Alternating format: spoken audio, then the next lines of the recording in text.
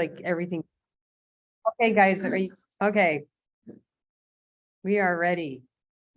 I believe. Now, when I want to share the screen, what do I do? Okay, it's that green, Okay. and then you Okay, click on the file, okay. and then you're gonna wanna make that small. You know how to make it just like this. Yeah. And pin yourself. Or you can just make everyone disappear. If you want yourself to be there, then. Okay. Where am I? And then when it's time to Oh, hide, right here. hide the controls, you go to the three dots, and then one of the things will be hide floating meeting controls. He's not doing anything this time. Okay. Okay, guys, well, we're gonna get started. Okay, let's start. We're gonna get started, yeah. Okay, so, what we're talking about today, a few things. The class is gonna be divided into, kind of two parts. So the first part is just gonna be basically other groups that have opposing, I don't want to say feelings towards or, philosophies contrary to ISKCON. And so we don't, and I want to make a few things clear before we start. I'm just presenting facts. I don't think this thing is working still, unless maybe when someone speaks. Someone say Hare Krishna. Hare Krishna. Yeah, it's not working all right. So they'll just have to hear them through my computer. I think it's good enough. So one thing I want to make clear before we start is, we have to be careful, especially it's Kartik time. We're not here to insult or criticize. We're just here to present facts so that we understand what to be cautious about or how to speak to younger devotees who may be bewildered by these other groups who make certain claims that may be contrary to what Prabhupada taught us. And it may be contrary to what how Prabhupada instructed his disciples to carry on the movement. So there's a lot of information out there that, that people definitely get bewildered by. So I am simply presenting facts. I'm presenting a little history. I'm presenting some things that Prabhupada said, but it's not for us to sit here and make critical remarks of these people or engage in gossip. That's not the point of it. I'm actually just looking at the screen, but you guys are here too. So that's not the point of it. I just want to present what happened, what Prabhupada said, because we can be respectful from a distance, but we shouldn't be naive, because if we're naive, we can get very bewildered. And we can start thinking things about Prabhupada that aren't true. We could be thinking things about ISKCON that aren't true. So I wanted to present these things. Okay, so now I'm gonna plug in. So we're gonna start with the different groups, and then the largest or the latest and greatest philosophy against Prabhupada's teachings, or the people who present it don't think it's against Prabhupada's teachings, or sometimes they do, is the origin of the Jiva soul.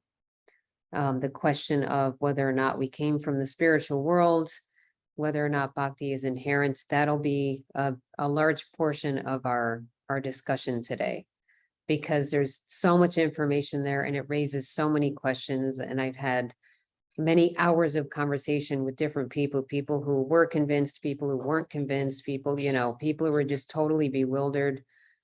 So there's a lot of information, there's a lot to discuss. So I just want to briefly go over our relationships with other groups.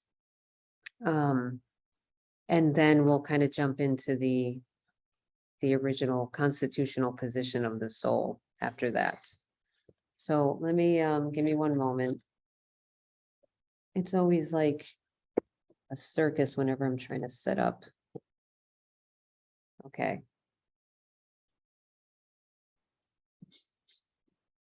Okay, there it is. Okay, now, how do I make this screen just not take up the entire, oh, there we go.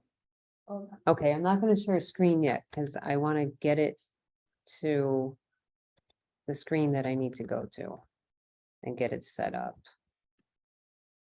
Okay, So, oh, I can't play that without. Okay, Arjuna, you might have to help me with this. Ba, ba, ba, ba, ba, ba, ba, ba, ba, ba, ba. Okay, so now I want to press play. I want to hide this floating thing. Hide, what is it? Right then. Okay. Okay, and then I press play, And and then I move this out of the way. I've almost got this Dang it. down. the What? mouse cursor. Oh, yeah, is gone. the mouse, the Have you- curse, the mouse curse. The mouse curse is that once I hit play on my presentation, Oh, the mouse disappears. can we end the presentation, pin you, and then restart the presentation?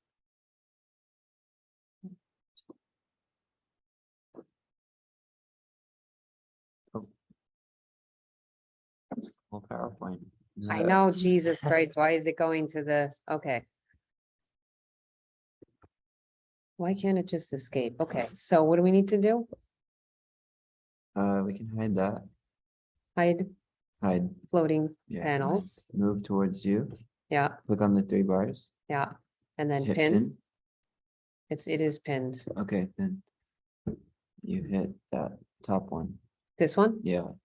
Oh wait, no, this one, this one, yeah, okay. and you put yourself in the corner. Okay, put myself in the corner, because I've done such a bad job so far. Oh, look at that, look at that. Oh, Haribo. Okay, so has anyone heard of the Ritvix? Yeah, have you? Okay, anyone in Zoom lands? Yes, I've heard of Ritwix. I think Janaki, Alex, we have heard of Ritwix. Okay. So a lot of you took the ISKCON Disciples course, and I know that this was covered, but I'm just kind of summarizing it here for anybody who didn't take the course. That's why I'm saying this part we can kind of go through. So for, the Ritvik, so Ritvik, what it really means is in season. That's what Ritvik means. I can't remember exactly how the Sanskrit word is broken down, but it means in season. So what it meant was when gurus during the rainy season couldn't travel, they would send their younger disciples to go initiate on their behalf because they couldn't travel. But they were still considered, they were just doing it on their behalf. And so it was a temporary thing. So the guru was still alive. They just couldn't travel at the time, and they would send their disciples, they would initiate on their behalf, and those disciples would be considered their guru's disciples. It would be their godbrothers. They were just initiating on their behalf. The Rifics are claiming that this is a permanent solution, at least with Prabhupada so far. It's like, that's it, Prabhupada ends. It ends at Prabhupada. So they're saying that no gurus in ISKCON are qualified to take disciples. All disciples are initiated on Prabhupada's behalf. And Rifik gurus are the only qualified gurus to take disciples on Prabhupada's behalf. They've assigned themselves basically to do that. And so for them, taking instructions from, you take instructions from Prabhupada through his books, and then they've decided that you can be a disciple of Prabhupada, and then you just follow his instructions through his books. I don't know, I imagine they act as at least Shiksha gurus, but they do the initiation. So that's what they're claiming. What this means, the Ritvik gurus are self-appointed. They decide for Prabhupada who's qualified to be his disciple, and they have ended the disciplic succession as we know it. So we know, like Prabhupada's example that he gives is that a mango, right? We talked about this before, I think. A mango has to be handed down very carefully, a very ripe mango, right? That's how he described the parampara. It's in the Bhagavatam at the very beginning. Because in the first canto of the Bhagavatam, when Sutta Goswami shows up, the sages of Naimisharanya tell him, you should have a seat and explain these questions that we have, you should explain to us. You're qualified, and the Bhagavatam establishes who's a qualified guru and who's a qualified disciple. And so that's established at the beginning. And so Prabhupada explains that just like a very juicy ripe mango has to be handed down very carefully. If you pick it from a tree, you don't just drop it to the ground. Knowledge, this Vedic knowledge has to be handed down very carefully. And that's the disciplic succession. That's the parampara. And so we don't want to end that disciplic succession. It's the mistake some other religious traditions have made, is that there's not this careful handing down. There's just like one guru and then everything comes from there. So so the next slide. So in response to their claim, Prabhupada explains in the Bhagavad Gita 434, just try to learn the truth by approaching a spiritual master, inquire from him submissively, render service unto him. The self-realized soul can impart knowledge into you because they have seen the truth. So Prabhupada says the path of spiritual realization is undoubtedly difficult. The Lord therefore advises us to approach a bona fide spiritual master in the line of disciplic succession from the Lord himself. No one can be a bona fide spiritual master without following this principle of disciplic succession. The Lord is the original spiritual master, and a person in the disciplic succession can convey the message of the Lord as it is to his disciple. And then he goes on to say, one must be able to pass the test of the spiritual master. And when he, in brackets I wrote the living spiritual master, sees the genuine desire of the disciple, he automatically blesses the disciple with genuine spiritual understanding. And so Prabhupada's showing that how you establish that relationship between the guru and disciple is that you learn about each other. The guru has to decide if you're a qualified disciple, and you have to decide if the guru is a qualified guru. So there's that personal reciprocation. Not that somebody who you didn't appoint later on decides for you if someone's a qualified disciple for you. That's not how it works. And so there has to be the living spiritual master. At least it has to be established between the two parties. Okay, so Prabhupada did not appoint these devotees to initiate on his behalf. So the question is what qualifies them as gurus as opposed to the gurus Srila Prabhupada actually appointed, right? So now we're not having faith in Prabhupada that when he appointed these particular people to be gurus that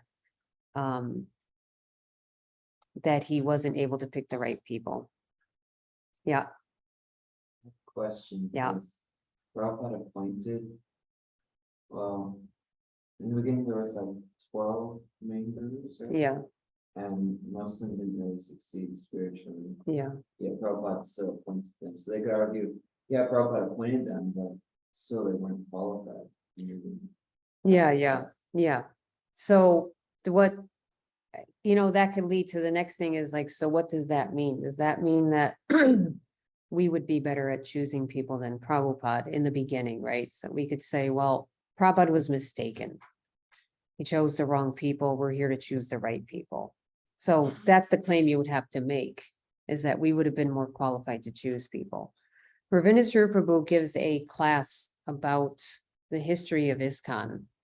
And in it, he says that Prabhupada chose at the time who he felt was the best, who he felt were the best to do the job at the time. They were willing, they were able. And so later on, they may have had a fall down, but he chose the people who were coming to him and ready to surrender and do this service. So whether or not they fall down later on is not in Prabhupada's control. He just chose at the time who was the best. But he didn't ask another group of people to initiate disciples on his behalf. They weren't appointed. So the question is who's carrying out Prabhupada's order? The people who were ordered to carry out his order. So people who weren't ordered to carry out a certain order are claiming that they're carrying out Prabhupada's order. If that makes sense. And if that makes sense to those in Zoom land, Arjuna has another question. So I don't really know, but like, did Prabhupada say like, I want you 12 to give Diksha initiation to the future? Yeah, we're gonna get to that. There's a conversation they had with him. Because towards the end, they were trying to clarify with Prabhupada exactly what will this mean? And so they had a conversation with him about it, and we're gonna look at that conversation. Okay, so here it is. There's the conversation. Haribo. Okay, so this is between Satsvarup Maharaj, Tamal Krishna Maharaj, and Srila Prabhupada. So Satsvarup, then what is the relationship of that person who gives the initiation and he's guru. But he does it on your behalf. So here's where it gets confusing, because I think when they're speaking to Prabhupada, at first there's a misunderstanding about exactly what is being asked. Yes, that is formality, because in my presence, one should not become guru. So on behalf, on my order, Amara Agyaya Guru Hana. That's from the Chaitanya Charitamrita, Madhya Lila 7:128. Be actually guru, but by my order.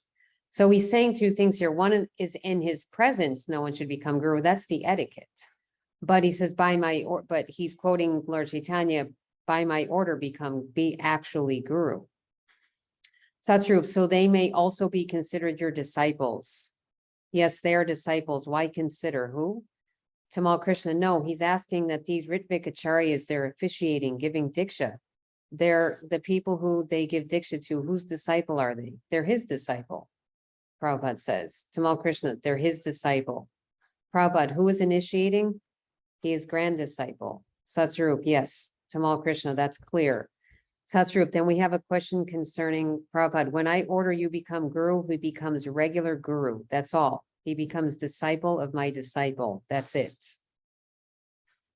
So that's the, I've seen in the past where someone's trying to push a certain agenda and they present, when this first started, when this philosophy first started and this movement first started, there wasn't what we have today is the internet and access to all kinds of informations. To read letters and conversations by Prabhupada meant you had to buy a whole series of books where they compiled his letters, and you had to look in the index through the letters, and it wasn't so easy to look stuff up, And so what people used to do is when they found the conversation, they would quote half of it, and they would leave out the half that negated the first half. I saw that happen often. So if you went back and you found the original conversation, it was like, wait a minute, he's saying the opposite here. And so I think sometimes this conversation was quoted. And they ended it at, yes, they may be considered your disciples. Yes, that is formality. But he's saying at the end, it's very clear. It's just very simple. He becomes disciple of my disciple. That's it. When I order you become guru, he becomes regular guru. So this is like the full conversation? Like Yeah. ends after he's done? I think they go on to just ask technicality questions. You can look it up. You can look up in conversations on, I think, probably the Vedabase or Vanapedia. They would have all the full conversation. But I think they just go into, okay, so then what are we going to do about this, that, who's on the list, blah, blah, blah, things like that. Okay, so we're going to go to Narayan Maharaj next, but that's just some basic, it's not really, you see Prabhupada having this conversation, you see him explaining these things, you see, what did Nandanandana Maharaj looked it up in the Vedabase that it was, Prabhupada said at least 200 times he quoted this verse just to become a guru. And we see that Prabhupada saying here that they will just become a regular guru. Their disciples will be his grand disciples. And we continue the parampara as Prabhupada always explains that we do. So we see no direct instruction from Prabhupada that no one will be a guru after me. No one will initiate after me. No one will have their own disciples after. We don't see that conversation taking place. Mhm. Some people, when he quotes that verse, they kind of like spin it to say, when it says become guru, he's saying become a shiksha guru. And like, they're not necessarily saying have disciples.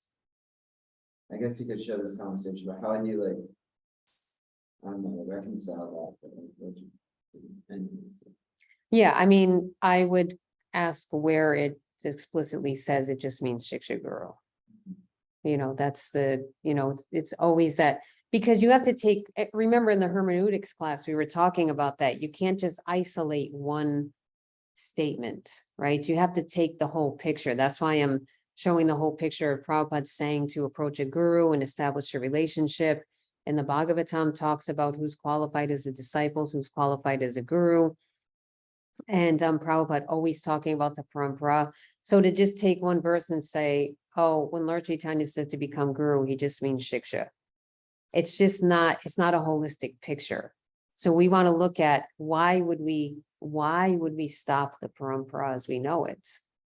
And if Prabhupada didn't want to stop it, why do these other people want to stop it? They may claim he wanted to stop it, but we don't find anywhere that Prabhupada says the parampara ends with me. That's it. After me, there's no parampara, there's just me. Because that's almost akin to a Jesus Christ thing, right? It's like Jesus Christ had disciples, but we don't see a disciplic succession. We don't see disciples of those disciples after that, unless someone knows something more about Christianity that I don't know. But it's my understanding that there wasn't a continuation of disciplic succession, and that was part of the trouble. Okay, does anyone in Zoom land have any questions? Yes, I have a question. Mhm.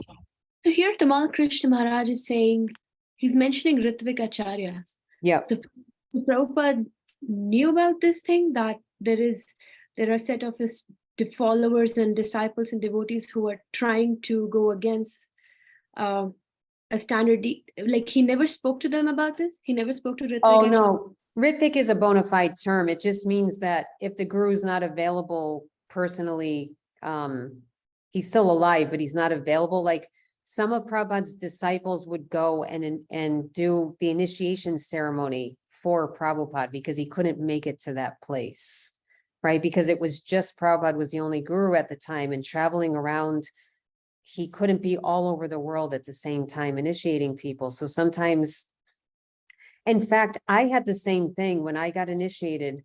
My guru chanted on my beads and he gave me my beads, which Prabhupada used to do. He would send them their beads, he would chant on them, but someone else would do the yajna. So I had the same thing. My guru chanted on my beads, he gave me my name, and then I went to the temple and my godbrother did the yajna. And so that's Ritvik. And then I believe that this happened after Prabhupada left, not too long. There was a lot of turmoil in ISKCON at the time, and there was a lot of guru reform. And so I think it grew out of that. There was just so much turmoil.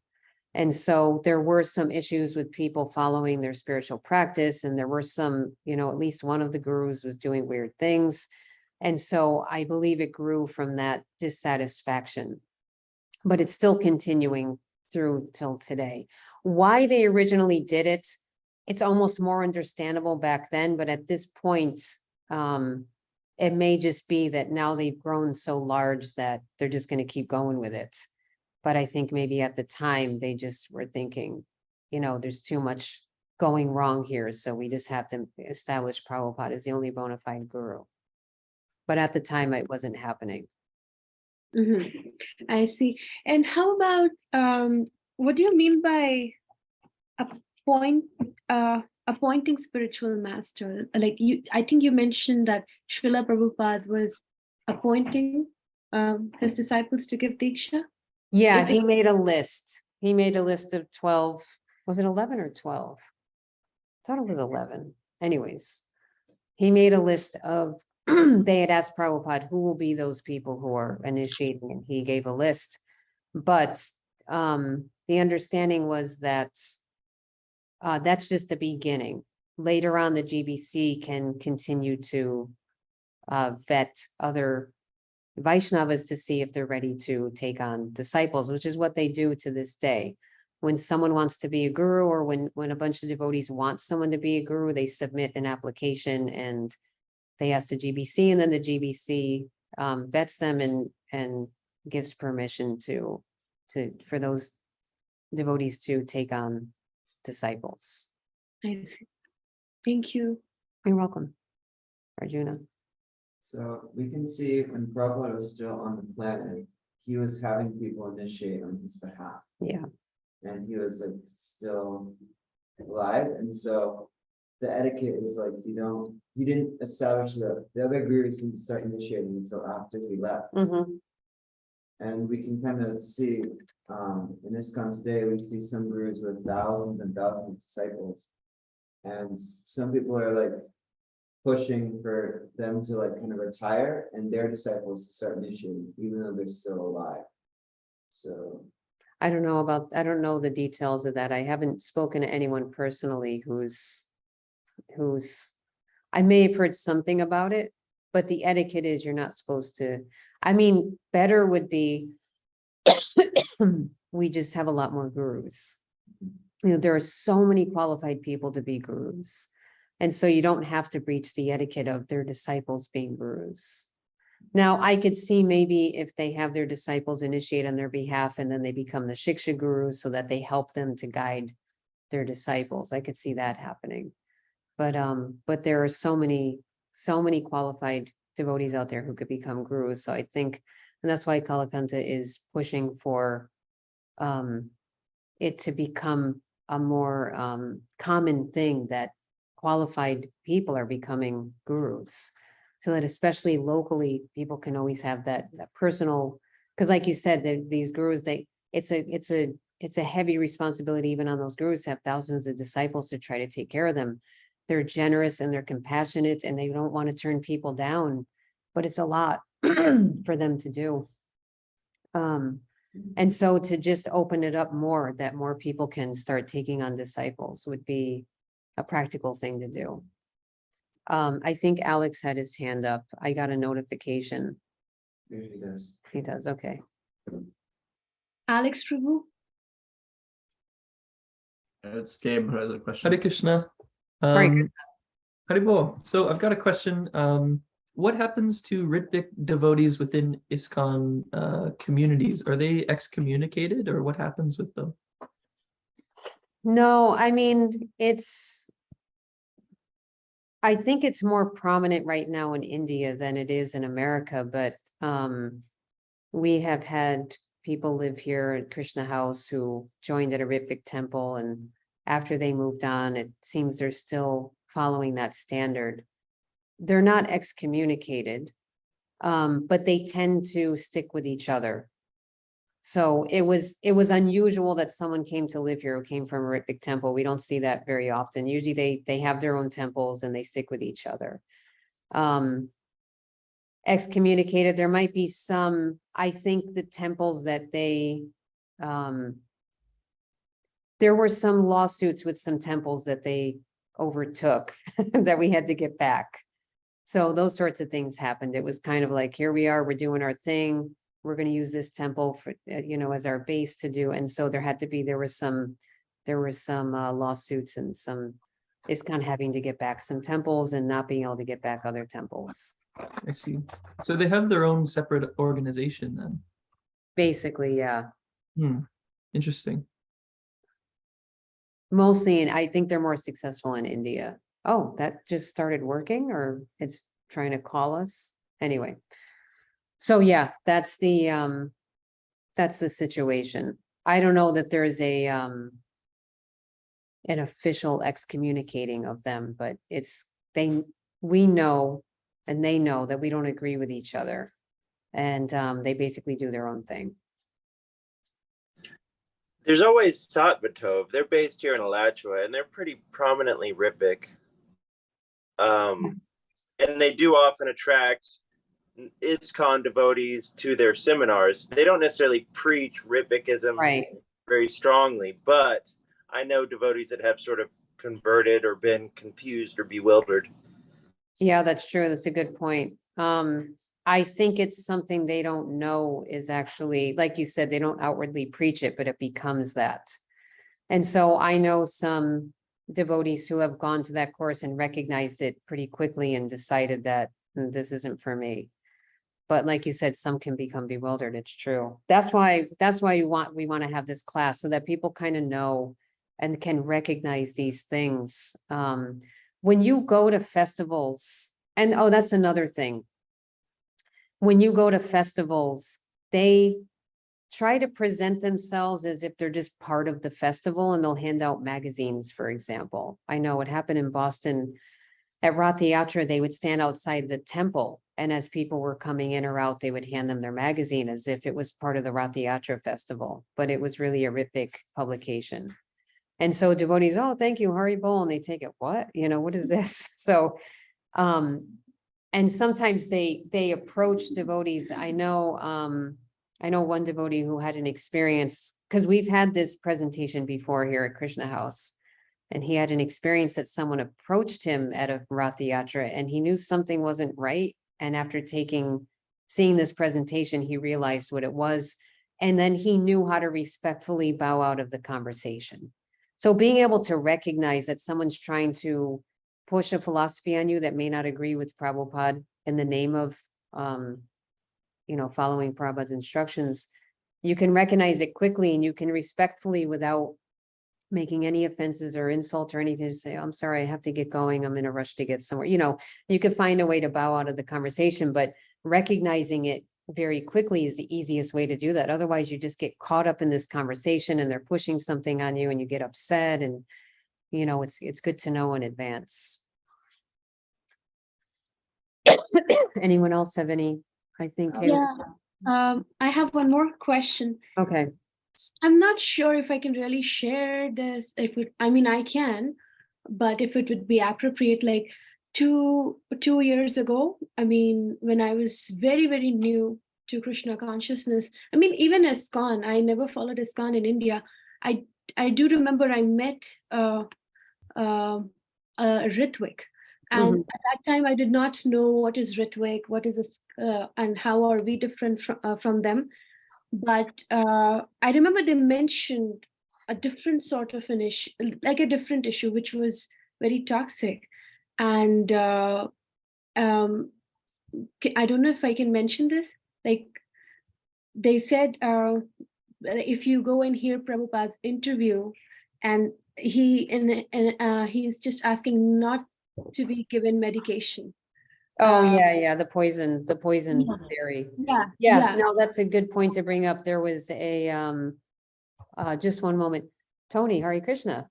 So this is a seminar you're welcome to join, but just so you know what it is, we're doing a seminar for people who are gonna go and start other Krishna House projects. Oh, really? So, yeah, if you, and we're kind of halfway through the semester of it, so you're welcome to sit here, but it may be a little, like, joining in later might be a little confusing.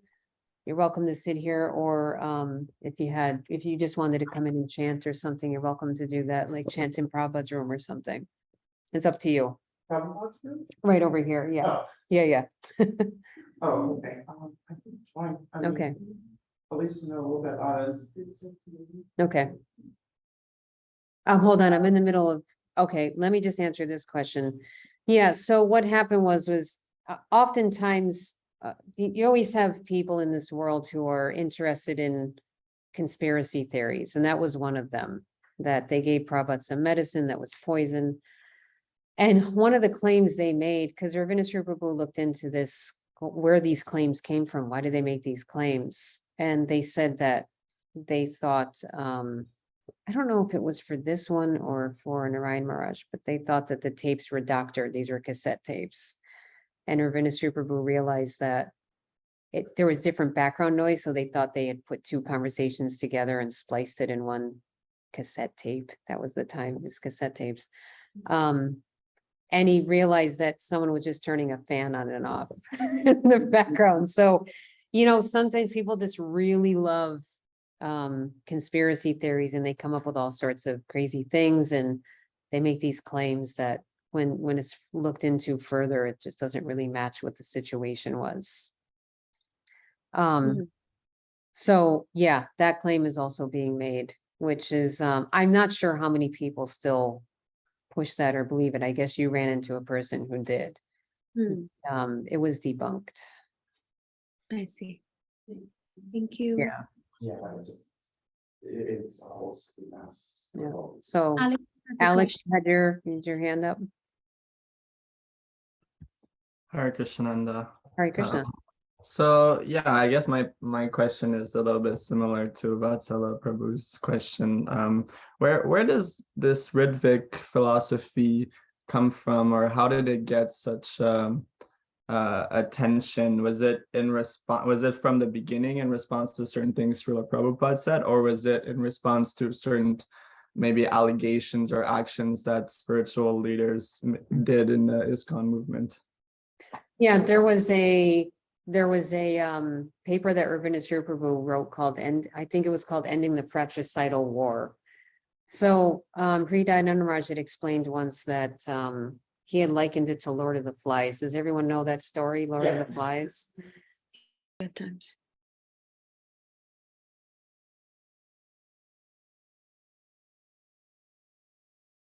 Your mic is off, Nanda. Let's see.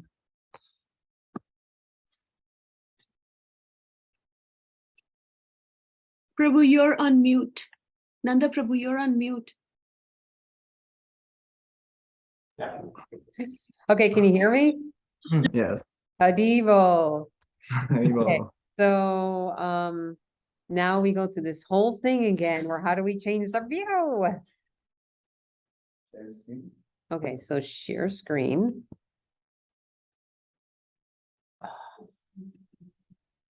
Well, now we make this small. And yourself again. I pin myself again. Pin, then this, Tiny. then then this, then hide the floating meeting panel. Guys, how was that for rapidity?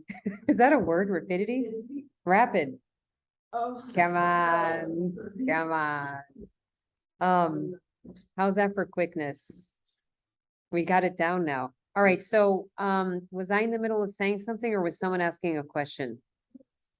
I was asking a question. The original Ridvik system. Oh, yeah. So, I had mentioned that a little earlier. I think, oh yeah, the Lord of the Flies. Nandanandana Maharaj said it, that at one point Prabhupada was the only adult in the movement. So what you had was, you had a bunch of new practitioners, right? Prabhupada was only here for 12 years. And so the longest someone could have been around was 12 years, which is a good chunk of time. But not quite as long as you would usually have when you have a disciplic succession where people come and they take up the process and they make advancement and then they go through Grihastha ashram and then they go through Vanaprastha and then they take sannyas and so although there's also Grihastha gurus, but we didn't have that time. This was an emergency situation. And so as in any emergency situation, you do the best you can, but it's not the most ideal situation. And so of course there was turmoil, there were problems. And so out of those problems grew what Minister Prabhu had coined a fratricidal war. Where you had somewhat new devotees who had to take over this movement. And we see today the way ISKCON is could I have done a better job than they did? Probably not. Myself in the movement after 12 years to have to take on disciples and have to continue a movement. And just the feeling of, relying on Prabhupada so much and all of a sudden he's gone. It's pretty commendable how good of a job they did. There may have been some problems, there may have been some fall downs, but in general, they really held the movement together and pushed it forward and the preaching continued. And here we are today. So many people are joining and there's so many outreach endeavors and so many festivals. And so having said all that, yeah, there was some problems that could have, and made people want to just create a new philosophy where it's just saying, no, you guys look at everything that's going on. Everyone's fighting. Nobody's qualified. We'll just initiate on Prabhupada's behalf. I'm not saying it's bona fide, but it's kind of somewhat understandable why stuff like this could have sprouted up. Why it's still going on today is a different story. There are plenty of qualified gurus initiating all over the world. So yeah, in the beginning, there could almost be an argument that, look at all these problems we're having. We should just have Prabhupada as the guru. It's still unbona fide, but I can see it popping up for that reason. So they had the guru reforms in the 80s. Prabhupada left in 77. We're going to talk about this about Prabhupada's godbrothers too, is what happened. And I'll talk about this more, but what happened was, I'm trying to think of how far back I should go. In the Gaudiya Math, Bhaktisiddhanta Saraswati Thakur wanted a GBC. He wanted a governing body commission. And after he left this world, they decided to appoint an acharya. And that acharya fell down. And then they appointed another acharya. And I think they went through some, Prabhupada, you see in some conversations, Prabhupada said that they went through so many acharyas. And he said they failed because they disobeyed the orders of their guru, Bhaktisiddhanta, and not forming a GBC. And so then what happened was they were just still in this mindset. Nope, there has to be an acharya, no GBC, there has to be an acharya, always, that's the system. And so after Prabhupada left, one of his godbrothers came and tried to get, and Prabhupada said the same. It's funny because Prabhupada said that they didn't obey Bhaktisiddhanta and have a GBC. And so Prabhupada said, ISKCON has to have a GBC. That's what we do in a GBC. There's no acharya. And a godbrother came along and said, you guys should appoint an acharya. You shouldn't do a GBC. So again, there was some turmoils. They were kind of bewildered. Why is he saying that? Maybe we should do that. Should we take instruction from Prabhupada's godbrother? And so there was almost started to be this idea. That's where the zonal acharyas came from. There almost started to be this idea that there's going to be acharyas. But the GBC they still held it together. And what they had decided was they would wait 1 year after Prabhupada left before they started initiating, just out of respect for Prabhupada. So definitely this Ritvik thing came a little later. And then there was some infighting. There was once they became gurus, there were some things that, some protocol that they followed that wasn't exactly proper protocol. And then there was some guru reform. There was a guru reform movement. So I believe it grew from that and that time period where they saw the gurus behaving a certain way and decided that, no, we can't have any more of this. Does that Great. answer your question?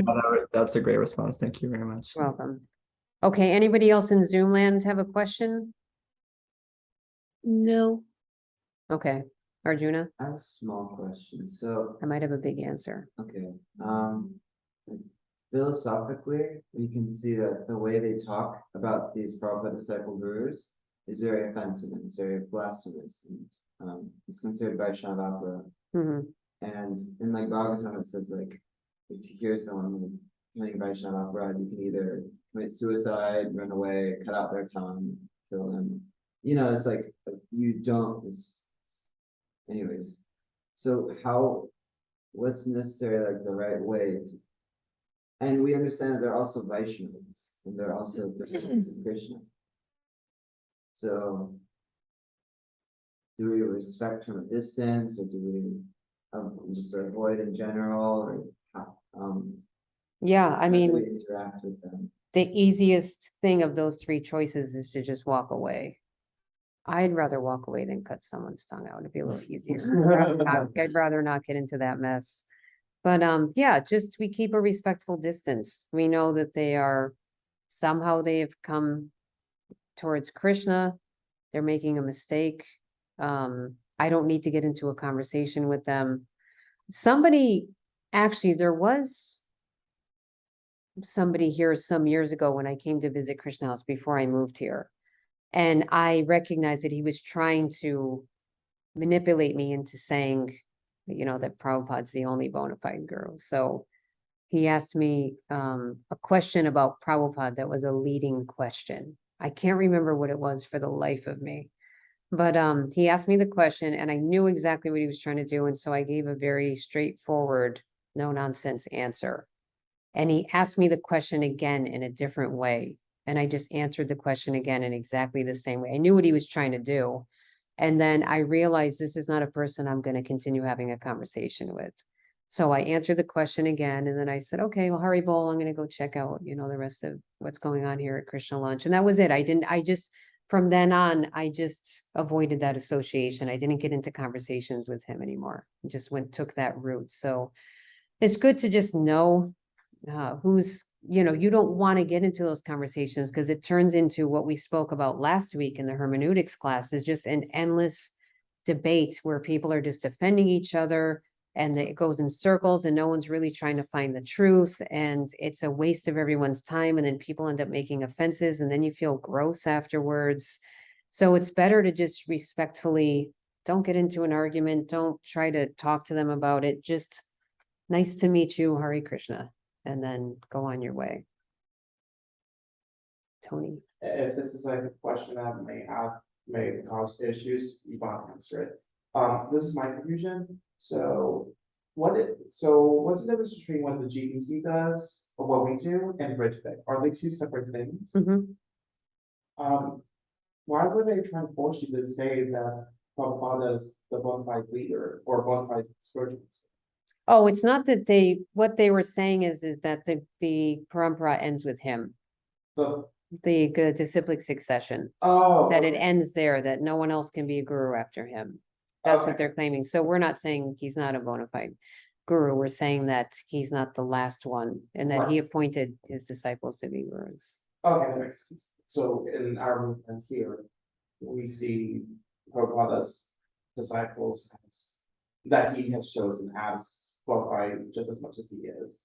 Yeah, so he appointed some gurus, and then Okay. and then later he said when they have disciples, they're their disciples, and then it continues on like that. Okay. Versus Ridgefic, which is Yeah. he's the only. That's it. Okay, Yeah. okay.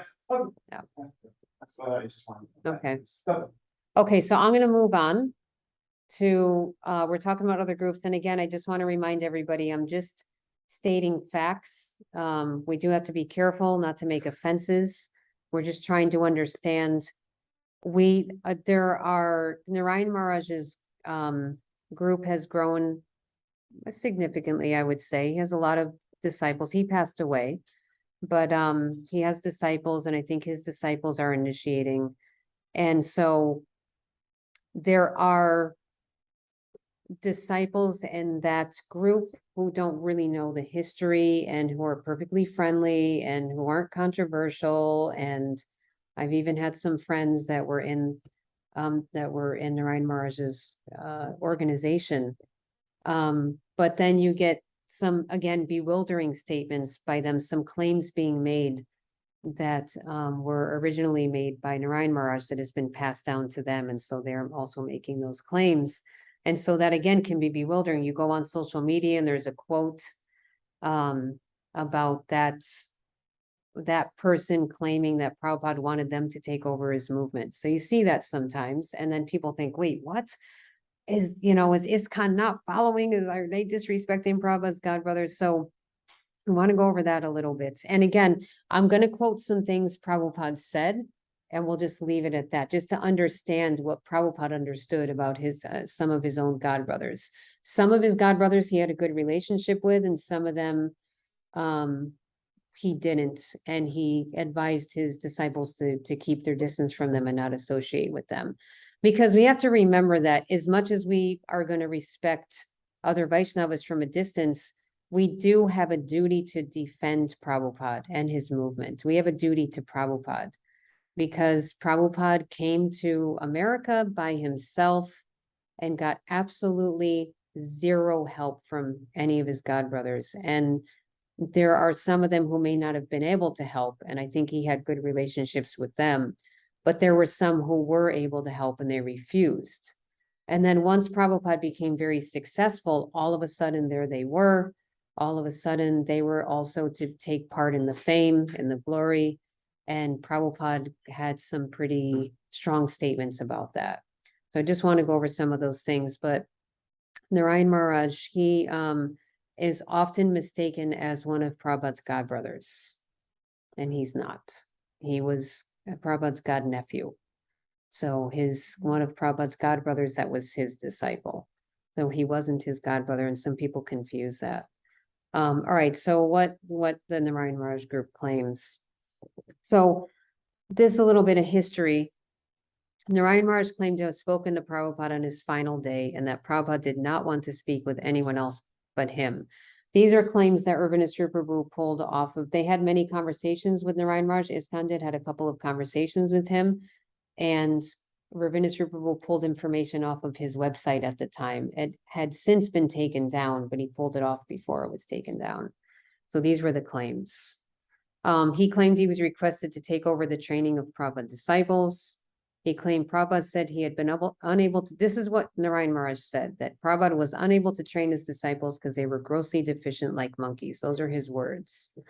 He claimed that Prabhupada spoke in Bengali so that his disciples could not hear him say they were deficient. So basically, he claimed that he was the last one Prabhupada spoke to. Prabhupada spoke to him in Bengali, so no one would know what they were saying, and told him that his disciples were like monkeys and he couldn't train them. And there was like video footage of Prabhupada, going to his. Yeah. Other side with multiple disciples. Yeah, like, yeah. chanting right in front. I saw the Yeah. video, like. Yeah, so we're gonna go over that. We're gonna go Sorry. over that. Yeah, yeah. That's the next slide. We got many slides here. Okay, so these are some of the claims being made. I had also. I had met with, someone had put me in contact with someone in the Narayan Maharaj. Group, and they wanted me to cater their wedding. And I was hesitant at first because I thought every time the conversation ends up of somehow offending Prabhupada's disciples every single time. But I thought, okay, it's a catering job. We're just going to talk about food, but no. So I went to meet with this person and they started off the conversation on and on and on about how Narayan Maharaj was the only pure devotee, that there are no other pure devotees who have a samadhi in America. We have Bhakti Tirtha Swami's samadhi here in America. So I saw that as offensive towards Bhakti Tirtha Swami. Here he is a pure devotee, he has a samadhi in America. And I just started to think, oh my God, please, Krishna, I don't want to do this job anymore. So I was trying to get her away from that conversation. Like, so do you want kofta or, subject, like just, and she's on. And there's all these Prabhupada disciples in Badger, California, who came to Narayan Maharaj and just basically presenting it like it was a good thing that they have turned away from Prabhupada and ISKCON and taken shelter of Narayan Maharaj. So I felt really uncomfortable, and I didn't want to be forced to, I didn't want to get into an argument or a discussion. I just wanted to talk about the damn menu. And then what ended up happening was they had a wedding somewhere else and I didn't have to deal with them anymore. So I was happy about that. But it was on and on and on like that. And so I know that happens a lot. I know a lot of devotees in ISKCON hear these different claims about people who are being reinitiated by Narayan Maharaj. Some Prabhupada disciples had been reinitiated and they claim that, oh, he was just giving them a nickname. But there was actually a ceremony. So there were lots of things that happened. And so for us, it was just, let's just keep our distance. We want to maintain our loyalty to Prabhupada. We don't want claims being made about Prabhupada that to us sound very offensive. We don't want to see this etiquette breached, that people who are already initiated by gurus in good standing are being reinitiated. And oftentimes what happens is when people go to a Narayan Maharaj center, and I don't know if it's still, it still happens now actually. There will be these brand new people who go for a weekend retreat at a Narayan Maharaj temple, and they'll come away at the end of the weekend initiated, not knowing at all what initiation means, not knowing what their new name means, not even knowing about the 4 regs, not knowing anything. They'll come back and be like, yeah, they gave me this name and they did this ceremony. And so I think it's important for us, and I know this happened recently at a temple in the Northeast, that these people started coming to the temple. They were just learning about Krishna consciousness. They had been coming around for about a month, and then they were invited to this weekend thing by someone they met somewhere. They came back and they said, yeah, they did this thing called initiation and we got these names. So so the reason why I wanted to tell you guys this is because if somebody is led into initiation without knowing anything about it, they don't have to honor it. They were misled. I think these people in the Northeast, they were misled terribly. They had no idea what happened. They had no idea what they were getting into. They had made no vows. They just came back with a name and total bewilderment. And so if you run into people like that, it's always good to be able to talk to them and explain the situation. And I think that those two people up in the Northeast, one devotee talked to them and said that, if you don't understand what happened, you don't have to worry about, sticking to it, right? Because it's one thing to make your own choice, to say, I've decided that I want to take up this process. I've decided that I want to make vows. I've decided that after meeting a certain guru and serving that guru for some time, I've decided I want this to be my guru. But to just go to a retreat and come back with a new name, it's not fair to them. And it's okay to talk to them about it and tell them that this is not how initiation happens. So that's why I wanted to explain it. But let me go on to the next slide. It's reality.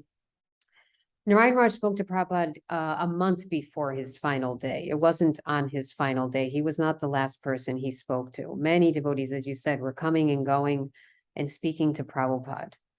The conversation was recorded. I think this is the one they maybe thought was doctored. There is no evidence of what he claims Prabhupada said. Bhakti Charu Swami was there. He's a native Bengali speaker, and he participated in the conversation. So the claim that he spoke Bengali so no one would understand is not true, because Bhakti Charu Swami was there and he understood completely. And when you record a conversation, you can always have someone translate it later. So of course, if Prabhupada spoke in Bengali, his disciples are going to want to know what he said. So they're going to ask someone to translate the conversation that they recorded. We have faith that Prabhupada was more than qualified to train his disciples. He spread Krishna consciousness all over the world. And we know that Prabhupada was no weakling in spiritual life. He was the Acharya with a capital A. He did what no one else could do. He came by himself at his age with no help and no money and started this entire movement and traveled around the world 12 times at least and spread this movement and started so many dozens and dozens of temples. To believe that a person that empowered couldn't train his own disciples is actually offensive. Of course he could train his own disciples. He was obviously empowered. I mean, the proof is there, the proof is there that Prabhupada was empowered directly by Krishna and his guru. So what Prabhupada had requested was that Narayan Raj just help guide his disciples in his final rites ceremony, because they had never done it before. So just the technical details of it, he just asked him to do that. And that turned into, he asked me to guide his disciples forever as a leader in ISKCON. Oh. So it was really just, it stemmed from that. So that's what actually took place. I'm just giving a brief summary. You can always look into this further. Prabhu. Okay, wait, my connection is unstable. Let's see if it stays on. I'm good. Okay. It's just good to know these things, because again, what happens is new people, they get bewildered. People, you have to understand that when people come to a new tradition, they're nervous, right? It's like you come somewhere new and you're kind of like, what is this? Do I trust it? Is it something I can do for the rest of my life? Are they going to suck me in? Are they going to take my money? People are nervous. So you can imagine when you come to a brand new tradition and you're kind of checking it out, and someone pops up and goes, by the way, they're doing everything wrong. And they just bring up all these controversies.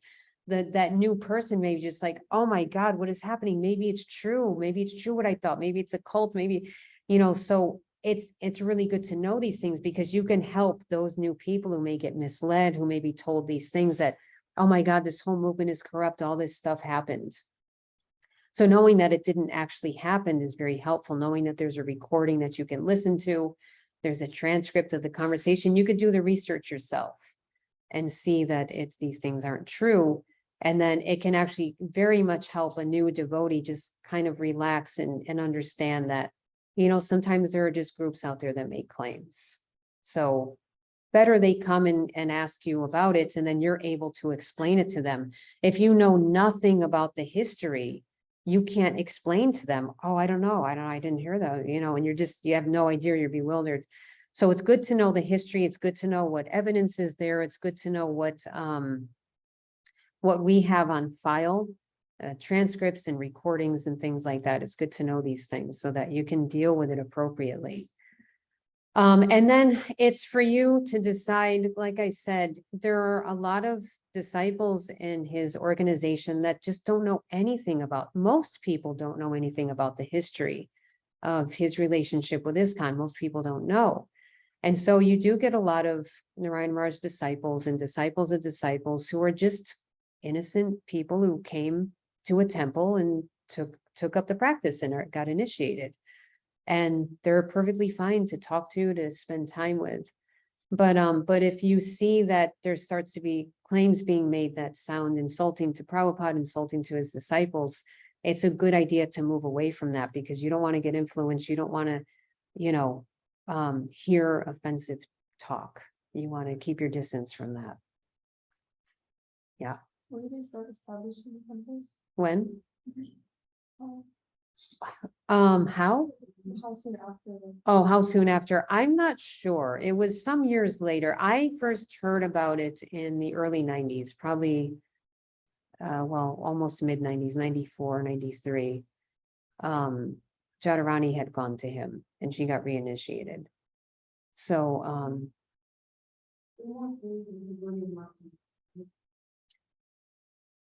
I'm not I don't know. I'm not sure, but Gaudiya Math we're gonna cover too, so it's kind of, oh, you did? Yeah, I didn't know the first. Mm. They invited me out. Honestly, it was just kind of, I could tell, no one was trying to like put anything on me, honestly, we didn't even Know about it, yeah. speak as much, but they're very learned, and most of them just had really bad experiences in this time. So they wanted to find a different outlet, and then, but the thing was, it was so lenient. There was also a lot of people that maybe couldn't handle all the books. Right. In this time, so you could tell that it was good people, but the four reds were always enforced, and so. Yeah, It wasn't people really following, so it was subtle, it was sweet, and it was fine, but it wasn't pushing conscious. yeah, yeah. It was more like, this didn't totally work for me, so I'm gonna do like what worked for me. What's easier, yeah. Yeah, and I know a friend of mine, oh geez, I'm getting old. That was a long time ago. She met some Narayan Raj disciples when she first started practicing. She was on the West Coast. And they were making fun of her for chanting 16 rounds because they only had to chant 4. And it wasn't just like, this is our practice. It was, oh, you chant 16 rounds, ha ha ha. And she was so confused because she didn't know there were other groups, and she was so confused, and she just thought, wait, what do you mean? And why would you give me a hard time about chanting 16 rounds? So, yeah, there's definitely different standards. I know some disciples do chant 16, but I know many who were just told to chant 4. And to answer your question, there's not a lot of centers that they have. That's why they always come to ISKCON temples. What happened was, okay, so what happened? I'll give you a little history. Let me see, okay, no, so I think it's in this, okay, yes, I'm going to talk about this now. This is the conclusion. I personally witnessed, and other people have witnessed, that they would come to ISKCON temples to steal devotees. That was a tactic in the 90s. I don't think they do that so much anymore. But I remember I was in Boston and this woman showed up who was a Narayan Raj disciple. And she kept having private conversations with this bhakta who had just moved into the ashram. And we didn't know that they were doing this at the time. And the temple president didn't trust her. He said, I don't trust her. She's always talking to him alone. And one day we woke up and they were gone. In the middle of the night, she took this bhakta and ran. And that wasn't the first time that happened. It happened a lot. A lot of people I've spoken to saw the same thing happen, that they would come to a temple, they would talk to someone and pull them away. So at the time we put up our defenses, it was like, you're not, if you are gonna come here, you're gonna just stay at, on the first floor, you're not gonna go in the ashram, you're not, So, and we had put up these fences. And, so then we were accused of, oh, the ISKCON doesn't like other spiritual groups. Oh, we like them, we just don't like them coming and stealing people. Why don't you just go make your own, So that was our question, is like, why don't you just go out and preach and bring people in through preaching? But there was this this thing that they were doing, just going to ISKCON temples and trying to convince people. And I've seen it even a few years ago, that their goal of going to the ISKCON Sunday feast is to try to pull people. If someone's trying to talk to you in front of no one else, then maybe. Yeah, right. You're saying like you like them, but you kind of like teach like the progress. What do you mean we like them? They're like, oh, we don't like other spiritual groups, and you're like, Oh, no, I said we like other spiritual groups. Okay. We just don't like when they come in. In other words, we're not against other Vaishnava sampradayas or traditions or practitioners. We're not against other spiritual groups. But we are against people coming and offending Prabhupada and trying to steal people. We're against that. But they were spinning it to, they don't believe that anybody else. A lot of them still think to this day that ISKCON thinks that any group outside of ISKCON isn't bona fide. That's their.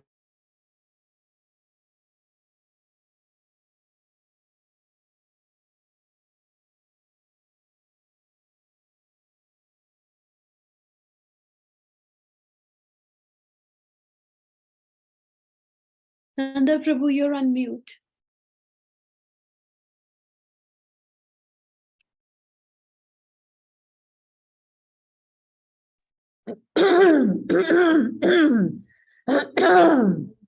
Aren't you glad that when I came back, all I did was choke and clear my throat? Okay, so wait, so we got to do this whole thing again. All right, so I'm going to share. So I have to, Arjuna, I thought I had this. oh, What am I doing? share screen. Oh, I have to do that first? Yeah. Okay. Oh, yeah, think okay, so. gotcha, sorry. So let's see, pin. I hope Hide the bar. the internet stops going out. It's the modern age. Okay.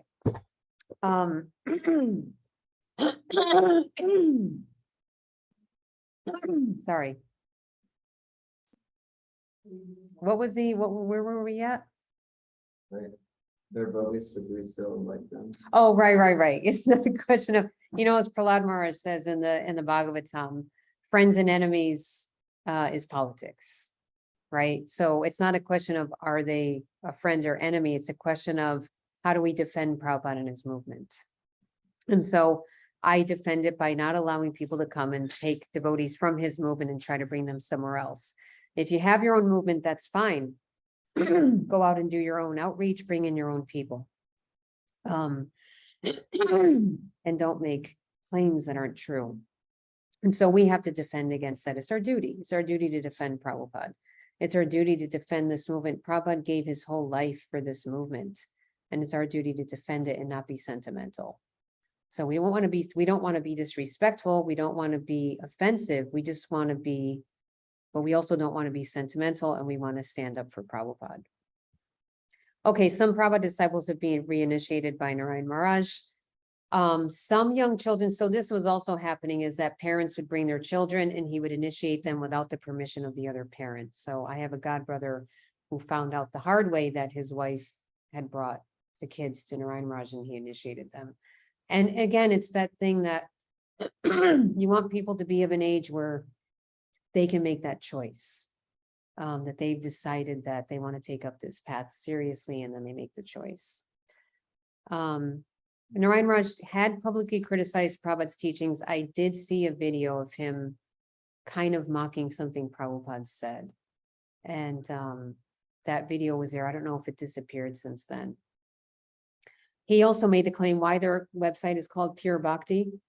He's made the claim, I don't know why he said this part. He said, if you want Pure Bhakti, come to them. If you want money, go to ISKCON. I don't know why he said that. Everyone in ISKCON is poor. I'm not sure why that claim was made. I never understood it. You did, really interesting. Yeah, yeah. So, I mean, ISKCON was well known for people not having very much money, you know?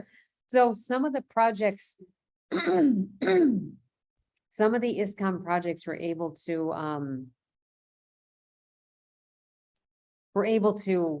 raise funds for building a temple or for, fixing, you know, some maintenance on a temple.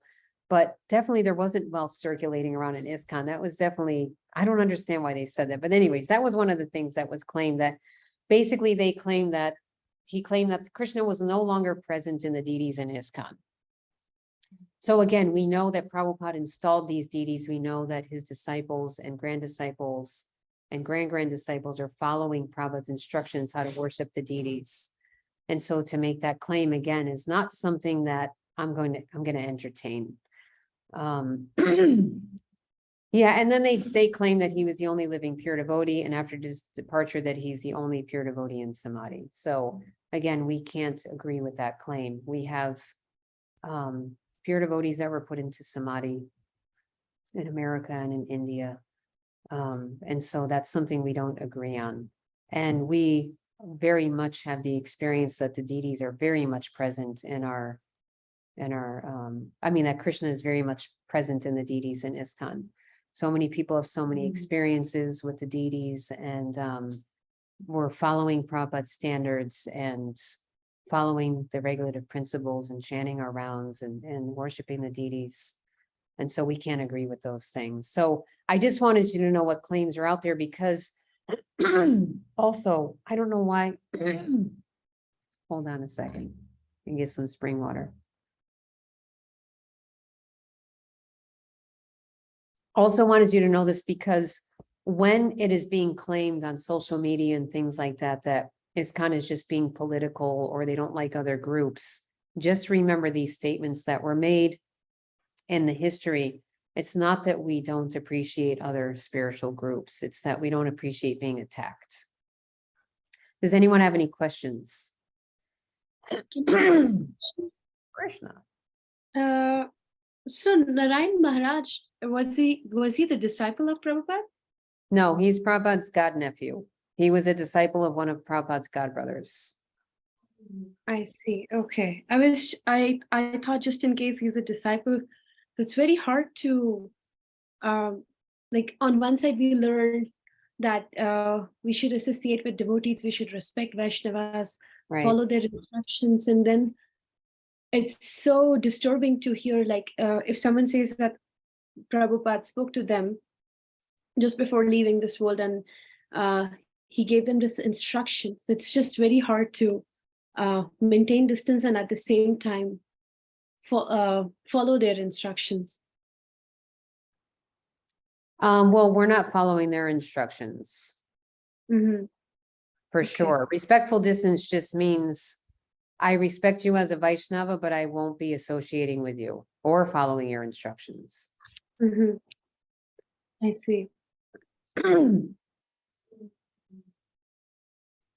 think it was also very bad when Prabhupada was passing, his son was trying to take efforts or something, and that's how Narayan Maharaj fought, he was going hard against that.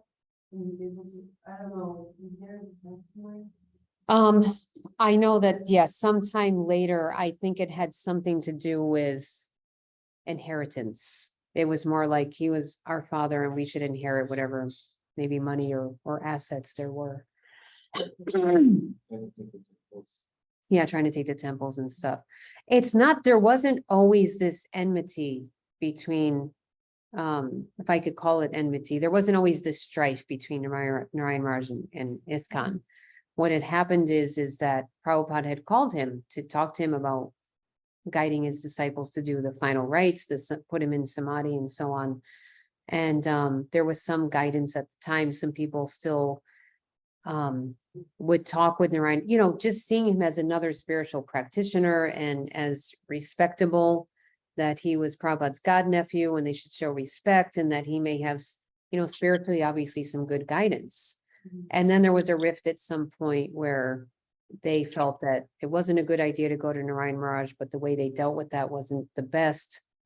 But then it went to the other extreme and then they went to apologize to him, but these things continued on. There was a discussion and an apology, it should have just ended there. But then it continued on with all these things that we witnessed. Mhm. I guess I kind of have a question about Prabhupada, like he calls Narayan Maharaj to like do the final rites. And we can kind of see his character of him like blaspheming ISKCON, he's the only living pure devotee. He like very much doesn't have faith in Prabhupada. He criticizes his teachings, he doesn't have faith that Prabhupada can be pure devotees, Mhm. doesn't have faith in the deities that Prabhupada installed. So I'm wondering, like, why wouldn't Prabhupada couldn't Prabhupada see the character of this Swami? Well, sometimes those things don't manifest, you know, I've often, just being here, even at Krishna House, I've had people come to me and say, so-and-so, you know, one of the other residents said these things to me, and I never saw them act like that. And I realized that, well, around me, they're on their best behavior. But around people their own age, the stuff comes out. So I'm sure around Prabhupada, he behaved very respectfully and was there to help and was there to offer his assistance, and Prabhupada accepted that help and that assistance. So these things happen later on. Mhm. So philosophically, we do not see someone who would act like this as a pure devotee. We do not like accept him as a pure devotee. I mean, I'm not going to try to figure out if he was a pure devotee. I'm just going to defend Prabhupada and just say that these things aren't true. We should protect the devotees who come through ISKCON from other people trying to pull them away. And that's as far as I'm going to take it. I'm not going to try to figure out his consciousness or anything like that. Because again, we don't want to make offenses. Mhm. So you're not gonna judge my character, you're just gonna go by the objective way of handling things. What's that? You're not gonna judge them, you're gonna Right. go by the objective way of handling the situation, that's going to be best. Yeah, that's the best. Yeah, it's the best. We don't need to figure out if he's a pure devotee. We just need to defend the movement. And just, you know, we're not gonna go to him for guidance. For these reasons, how his level of purity, I can't speak to. Okay, so. Okay, Gaudiya Math and others. Okay, so we have some gurus who have left ISKCON and are conducting their own programs. Some of them pull devotees away from ISKCON, same thing, they'll pull them away. Some have given second initiation to ISKCON devotees. Some of them, and then we have others who left ISKCON and just appointed them. Some of them were gurus and left ISKCON. Some of them left ISKCON and appointed themselves as a guru. And so we see some people going to them. And often what I see in those cases is that people who appoint themselves as gurus without going through the GBC, there's always some sort of controversy. I always end up hearing, because I don't go on Facebook very often. I go on because I know I exist there. And I think someone might have messaged me. So once every month or two, I'll go, it's like, is anyone trying to reach out to me? And I'll look. And then, you know, you just like a deer in the headlights is like, what are they saying?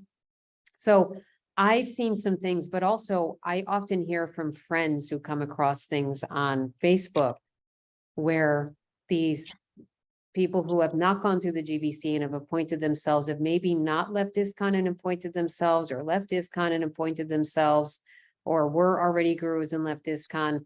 There's always something online that's some sort of controversy. They've mistreated somebody, or they're criticizing all the gurus, or they're making kind of insane claims. One of them claimed that there are subtle demons taking over the movement, and I don't know what they're gonna do about it, because they're subtle demons. You can't really know you could fight them, but you know, there's that being made. There's claims about gurus being made that they did things that there's no evidence for. So you see a lot of that going on out there, and then you get groups that say, well, why can't someone just appoint themselves? Well, it's always a better bet. Why would you not want to get the blessings of your peers to become a guru, right? Everything, whatever we do in our spiritual life, we get blessings.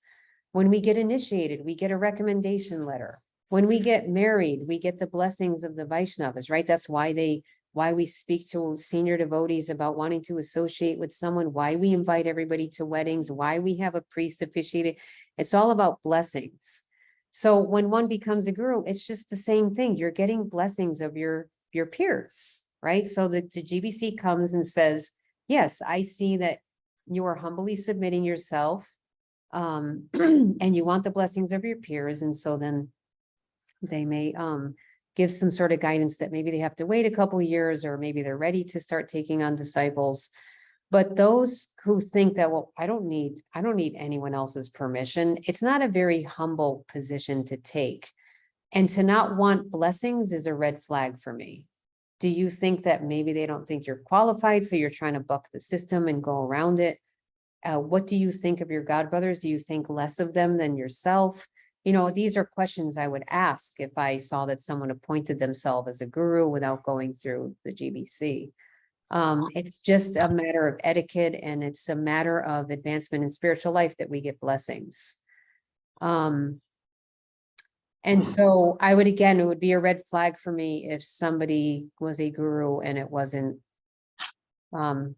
through the blessings of their peers. It's just like, right, even when you have scientific journals, someone publishes a paper, it has to be peer reviewed. Otherwise, it's not accepted as authoritative. And so what they're saying is there are other people practicing this science besides me. And I have a theory, and I want to see what they think about it. So it's the same thing. I want to, or people want me to accept them as disciples. I want to see what my godbrothers think of it, or my god sisters, and then get their blessings. So that's the proper way to go about it. So I would feel more comfortable with sticking with gurus who have been gotten the blessings of their god siblings. Okay, so according to Srila Prabhupada, the Gaudiya Math failed due to disobeying Bhakti Siddhanta. They built temples instead of printing books, and they appointed an acharya. I've talked about that a little bit, but I'm going to end with, because we only have about 5 minutes left, I'm going to end, at least for this session. And then we get into the original constitutional position of the soul in the next one. I'm just going to give some quotes by Prabhupada. And then I'm going to read something, a letter that someone wrote to someone, one of his disciples. Actually, it was a letter that he wrote to one of his godbrothers asking for help. And it was very simple help. He just needed some money to be released, and that person wouldn't cooperate. So, okay. So this is what we talked about before. Some of Prabhupada's godbrothers, they wouldn't help Prabhupada when he requested, but they tried to take over ISKCON when it became successful. So this is a class Prabhupada gave on the 7th canto in Mombasa in 1971. So bija niraharanam.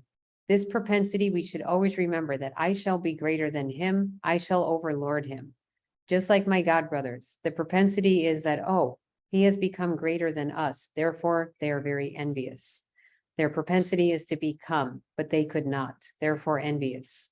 This is materialism. There is no spiritual sense here.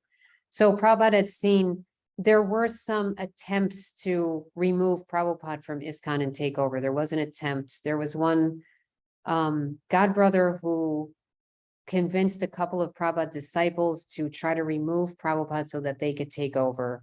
And Prabhupada stopped it from happening. They had brought, Ravinda Srupa tells the story, they had brought ISKCON, Prabhupada had flown into LA, and instead of bringing them to the temple, they brought him to some other part of LA and just put him in some house or something. And he knew instantly what was happening.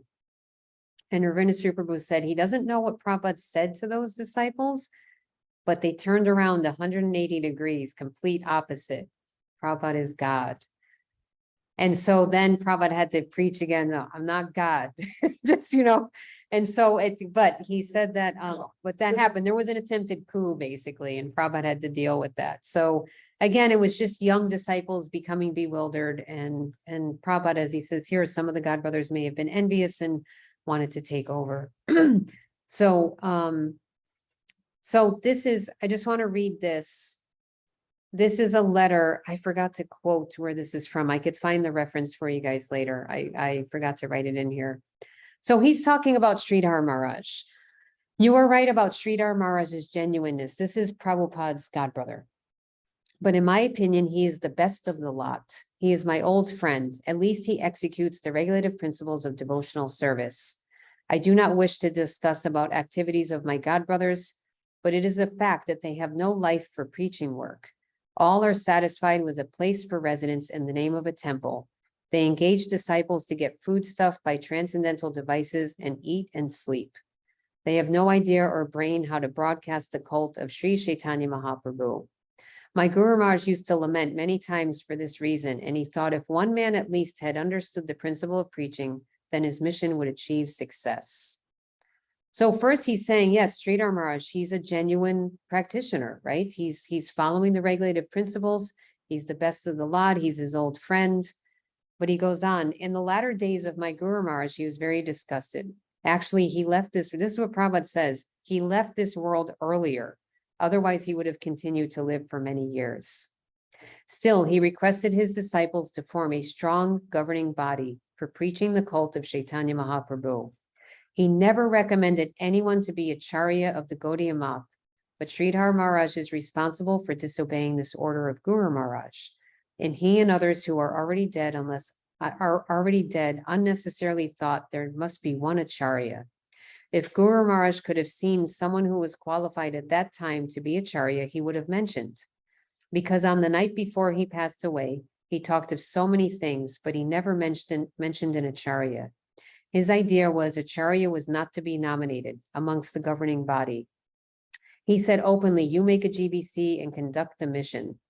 So his idea was amongst the members of GBC who would come out successful and self-effulgent, Acharya would be automatically selected. That was Sridhar Maharaj.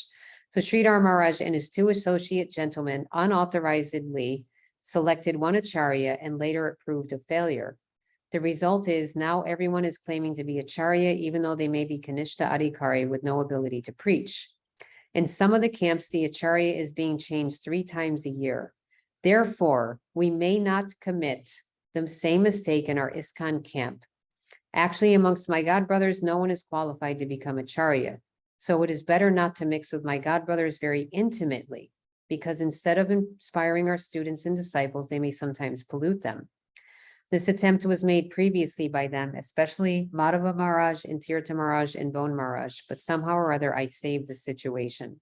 So it must have been one of those 3 that attempted to remove Prabhupada. And he said he saved the situation. This is going on. We shall be very careful about them and not mix with them. This is my instruction to you all. They cannot help us in our movement, but they are very competent to harm our natural progress. So we must be very careful about them. So you can see that, again, it's not this friends and enemy thing. Prabhupada very much said that he appreciated Sridhar Maharaj, that he was genuine, that he was practicing, but he's still cautioning to please just take distance from my godbrothers, and just be very careful about them. There was a point when some of Prabhupada's disciples were invited to Navadvip to a gathering, and Sridhar Maharaj was there, and some other Gaudiya Maths.